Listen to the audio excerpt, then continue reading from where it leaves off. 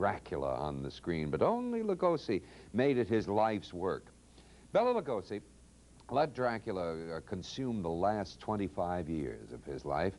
He was born in Hungary, from the real Transylvania in the Carpathian Mountains, and when his work in organizing an actors' union made him a target for a new political regime, he fled to Germany and later on to the United States.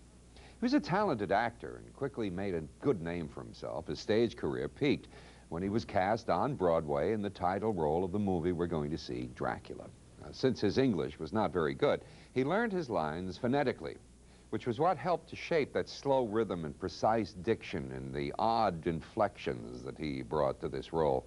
When Universal decided to make the film version in the year 1931, the director of the movie, Todd Browning, first cast Lon Chaney as the bloodthirsty Count, but after Chaney died, Bela Lugosi beat out Paul Muni and Ian Keith, Conrad Veidt, and John Carradine for the role. This movie is full of gorgeous photography and unexpected moments, like when Bela Lugosi passes through that series of cobwebs without breaking them, wolves and eerie footsteps, and occasional strains from Tchaikovsky's Swan Lake punctuate Dracula.